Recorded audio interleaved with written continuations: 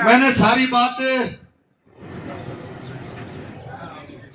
आपके सामने जिम्मेदारी से रखी है, खुलकर चर्चा हो जाए।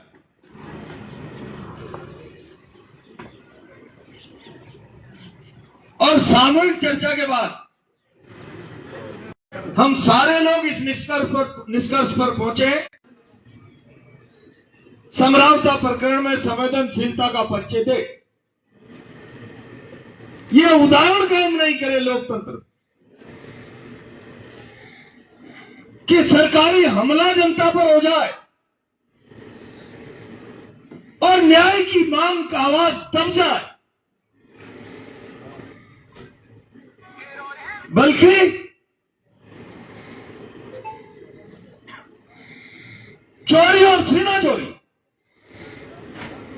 फरियादियों को गुनाहगार बनाया जाए, जिसकी प्रॉपर्टी जले उसे जलाने का अपराधी बना दिया जाए। मैं समझता हूं हम लोकतंत्र में विश्वास करते हैं, हिंसा में हमारा विश्वास नहीं, और इसीलिए हमने चौक के बरवाड़ा से लेकर नगर फोर्ट तक अपनी आवाज को ठीक तरीके से सरकार तक पहुंचाने का प्रयास किया। लेकिन मुझे लगता है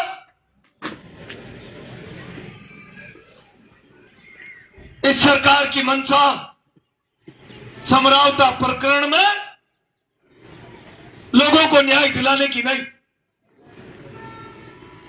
और ऐसा हुआ तो यह बहुत अन्यायपूर्ण बात होगी। और शायद हो सकता है सरकार की मंशा इसलिए भी नहीं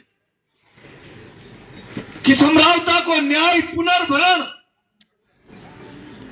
इन बातों पर अगर सरकार को आगे बढ़ना पड़ा तो यह भी स्वीकार करना पड़ेगा कि लोगों की संपत्ति सरकारी अमले ने जलाई, सरकारी अमले ने जलाई।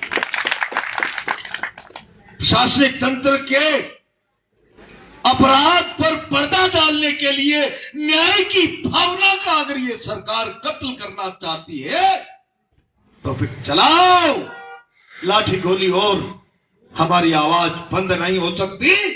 हम आग्रह कर रहे हैं, लोगों का अनुरोध था कमेटी भरे, चर्चा करे, आप लोग भी जाओ, मिलो अपने स्तर पर तमाम नेताओं से, न्याय की बात को ताकत दो। सरकार में भी बात कर लो, और नहीं तो फिर संकल्प करके जाओ। नगर फोर्ट, बुनियारा, चौक का बरवाड़ा शायद राजधानी से दूर था, और इसलिए सरकार के कानों तक आधा लाख लोगों की आवाज भी नहीं पहुंच पाई। तो हम सरकार के दरवाजे पर आकर हुंकार भरेंगे। 25 फरवरी को राजस्थान की विधानसभा का घेराव करेंगे। सब तैयार है? जाओ, गांव गांव में हलक जगाओ। अगर समरावता की न्याय की आवाज दब गई तो जुल्म का नया इतिहास लिखा जाएगा। फरियादी दोषी, अपराधी सुरक्षित। यह व्यवस्था केवल समरावता के लिए नहीं, सारे राजस्थान के लिए चुनौती है।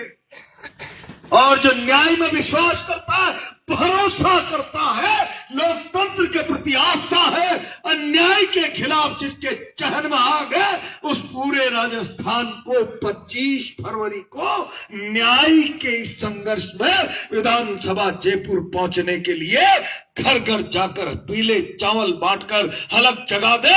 यही कहते हुए, आह्वान करते हुए अपनी बात को विराम देता हूं। बहुत बहुत धन्यवाद। जिंदाबाद जिंदाबाद।